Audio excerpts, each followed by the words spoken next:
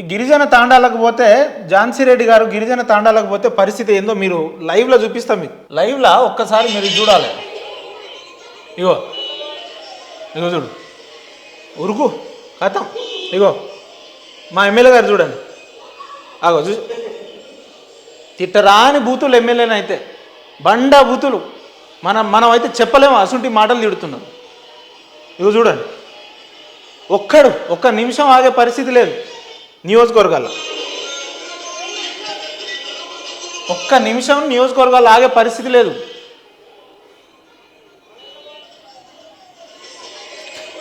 ఇగో చూడండి, ఇగో వీళ్ళ ఆరాటం వీళ్ళ పోరాటం చూడండి. ఇగో చూడు, ఇట్లా అండి అవి ఎట్లుంటుంది. ఇక మాస్ ఉంటుంది, ఊర మాస్ ఊర్లలో. ఇట్లా వీళ్ళకి ఇష్టం వచ్చినట్టు, వీళ్ళ నోటికి వచ్చినట్టు ప్రజల్ని మభ్యపెట్టి ఆనాడు అధికారాలకు ఎక్కి ఇవాళ ఇచ్చిన హామీలు ఒక్కటి కూడా నియోజకవర్గాలు నెరవేర్చకుండా ఊర్లలో ఎదిగితే అట్లే ఉంటుంది పరిస్థితి. మీకు ఇంకో సినిమా చూపిస్తా, ఇంతటితో కాలేదు.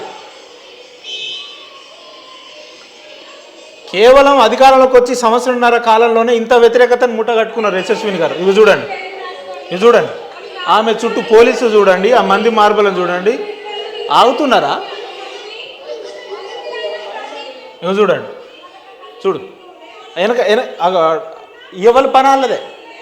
ఇవి మొత్తం వీళ్ళ చుట్టూ కొంతమంది గుత్తేదారులను పెట్టుకోవాలి, చెంచాలు గిలాసలు పళ్ళాలు గంటెలు గిరాటలు పెట్టుకొని. ఇవి చూడండి, ఒక ఎమ్మెల్యే ఊర్లో పోతుంటే మొత్తం చుట్టుముట్టి ఎమ్మెల్యేని పోనిచ్చే పరిస్థితి లేదు ఊర్లలో. ఇంకా ఏం ముఖం పెట్టుకొని తిరుగుతున్నారో అర్థమైతలేదు. ఇగో చూడు, మా పాలకుర్తి కింగ్ మేకర్ అని చెప్తారు. ఇగో మా లక్కిరెడ్డి ఝాన్సీ రెడ్డి అమ్మాయి. ఇగో చూడు, ఎక్కడ పోనీయండి కారు చుట్టూ మొత్తం అడ్డమని పోనిచ్చే పరిస్థితి లేదు. ఇగో చూడండి, ఇగో చూసినా? అరే అక్కడ మనుషులు ఎమ్మెల్యేని పెట్టుకొని ఏ రకంగా బండబూతులు తిడుతారో చూడండి, ఏ రకంగా అసహనం, ఎంత తీవ్రమైన అసహనంతో ఉన్నారు చూడండి. అవి చూడు, కథం సైరన్ వేసుకోవాలి, పోవాలి. ఈ ఝాన్సీ పరిస్థితి ఎట్లుందంటే శ్రీహరి గారు ఏదో సినిమాలో అబ్బా జర్రుంటే చచ్చిపోతుండేరా అన్నట్టున్నది ఈమె పరిస్థితి. కాసేపు అక్కడ ఉండుంటే నీకు లంబడోలో దెబ్బేందో వాళ్ళు చూపిస్తుండే, పాలకుర్తి పవర్ ఏందో మీకు అనిపిస్తుండే. ఝాన్సీ రెడ్డి గారు నీ చెంచాలను వేసుకొని లేదంటే పోలీస్ అధికారులను పెట్టుకొని మీరు పరారవడం కాదు. దమ్ముంటే మీరు ఎక్కడ ఏ ప్రొటెక్షన్ లేకుండా ఏ ఫోర్స్ని యూజ్ చేయకుండా నియోజకవర్గాల తిరగండి, ఒక గ్రామానికి వెళ్ళండి మీరు. అంతేందుకండి? అరే ఈ ఝాన్సీ రెడ్డి అనే వ్యక్తి దుర్మార్గులు నాయన, వీళ్ళతో మాకు ఏడవుతుంది అని చెప్పి నీతో తిరిగిన నాయకులే. అంతేందుకు?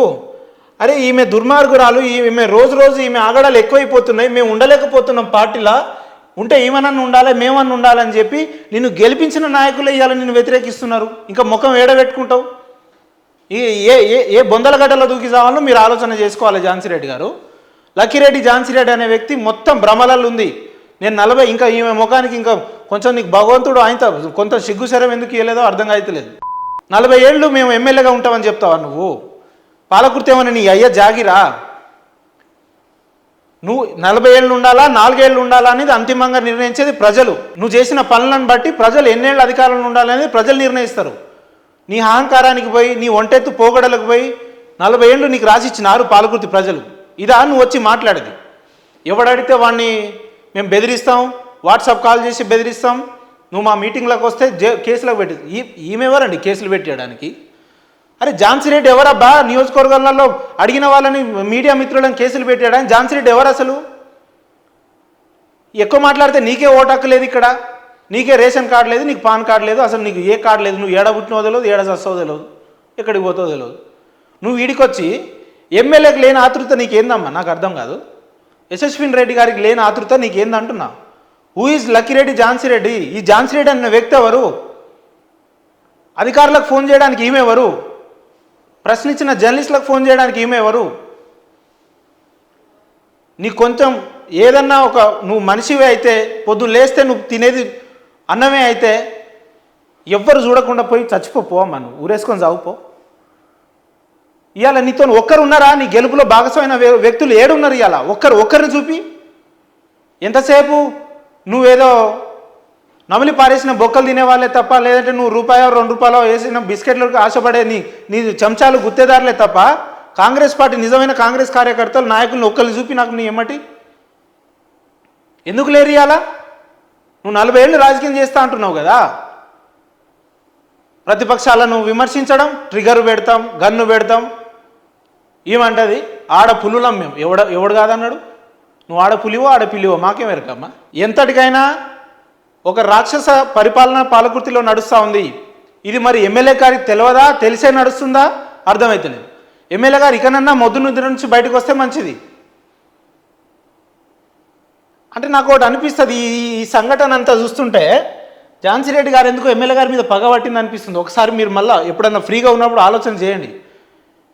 ఝాన్సీ రెడ్డి గారు యశస్విని రెడ్డి గారి మీద పగబట్టే ఆమెకి ఎట్టనన్నా చేసి ఆమెని ప్రజా వ్యతిరేక విధానాలు రావాలని చెప్పే ఇష్టానుసారంగా ప్రవర్తిస్తుంది. ఎందుకంటే నెక్స్ట్ టైం గెలవద్దు కదా. ఈమె గెలిస్తే మళ్ళీ ఈమె గెలవదు కదా.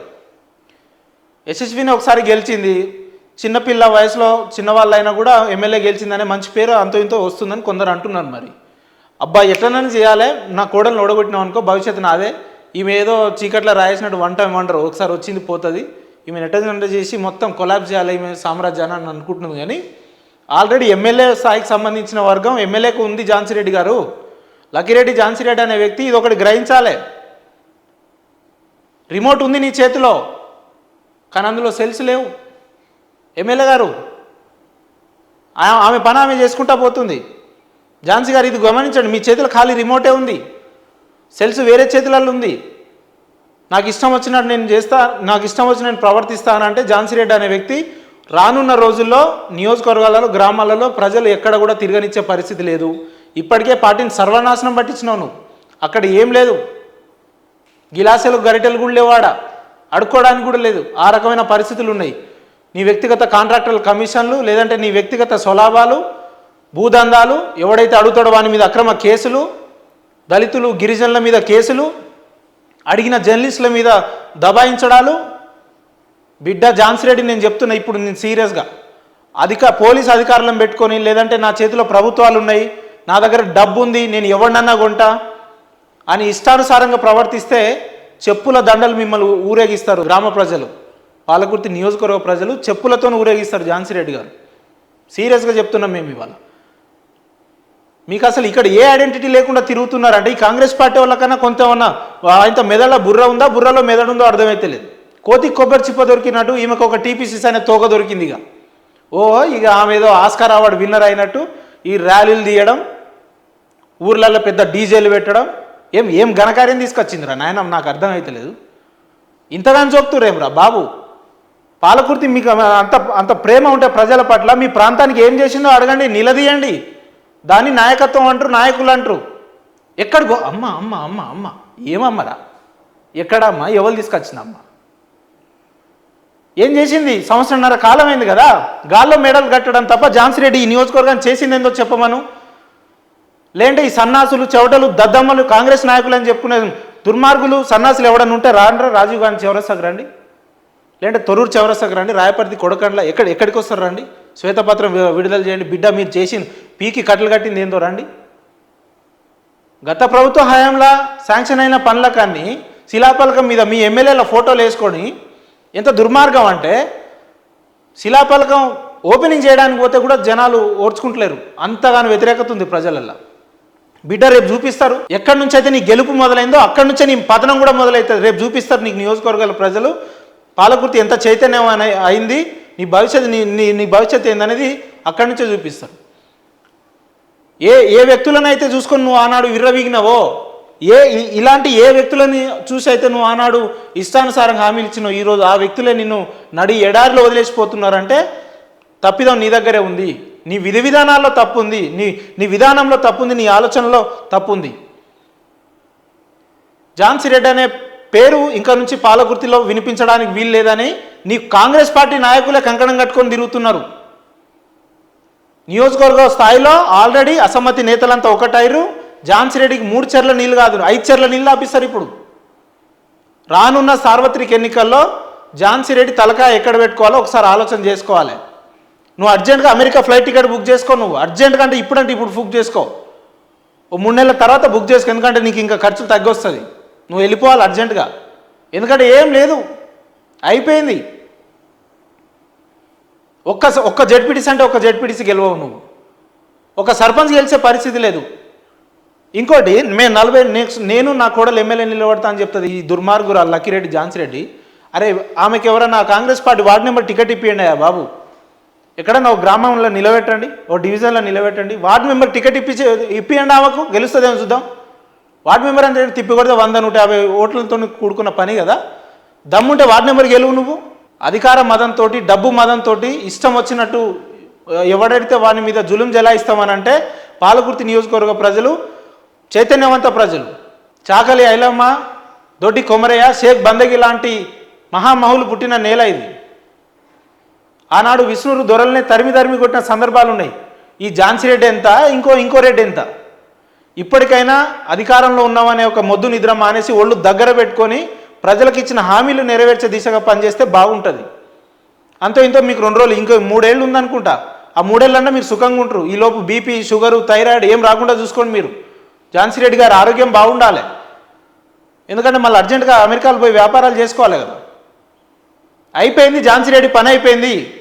ఏ రోజైతే ఈ అగ్రనాయకులు, పాలకుర్తి అగ్రనాయకులు ఒక దగ్గర మీట్ అయ్యి వీళ్ళు సభలు సమావేశాలు నిర్వహించాలని నిర్ణయించుకున్నారో ఆ రోజే ఝాన్సీ రెడ్డి రాజకీయంగా ఖతం అయిపోయింది, డెడ్ అయిపోయింది, ఎక్స్పైర్డ్ అయిపోయింది. హరిప్రసాద్ అనే వ్యక్తి, కిషోర్ రెడ్డి అనే వ్యక్తి, నీ ఇంట్లో నీ కొడుకులు సమానులైనటువంటి తిరుపతి రెడ్డి అనే వ్యక్తి, నరేందర్ రెడ్డి అనే వ్యక్తి, నిరంజన్ రెడ్డి అనే వ్యక్తి, వీళ్ళంతా ఒక్కసారి, పృథ్వీరెడ్డి అనే వ్యక్తి, వీళ్ళంతా ఒక్కసారి, పెద్ది కృష్ణమోడు, వీళ్ళంతా ఒక్కసారి ఏకమైతే నీ పరిస్థితి ఏందో ఒక్కసారి గుర్తుపెట్టుకో. నాకు తెలిసి నీ కళలో నువ్వు దలుచుకుంటే కూడా నీకు నిద్ర రాదు ఝాన్సీ రెడ్డి. ఇకనైనా లక్కిరెడ్డి ఝాన్సీ రెడ్డి అనే వ్యక్తి, పాలకుర్తి ప్రజలకు ఇంకా 3 ఏళ్ళు మీకు టైం ఇచ్చిర్రు. మీరు గాల్లో మేడలు కాదు, ఆకాశంలో చుక్కలు కాదు, ప్రాక్టికల్గా ఏం చేసిర్రు అనేది దమ్ముంటే ప్రజలకు చెప్పాలి తప్ప సోషల్ మీడియాలలో మేము ఇష్టం వచ్చినట్టు పెట్టుకుంటాం ఇదంటే ఇక ఊర్లోకి పోతే అదే పరిస్థితి. అది తరుముతున్నారు. ఇకనైనా బుద్ధి తెచ్చుకోండి, సిగ్గు తెచ్చుకోండి.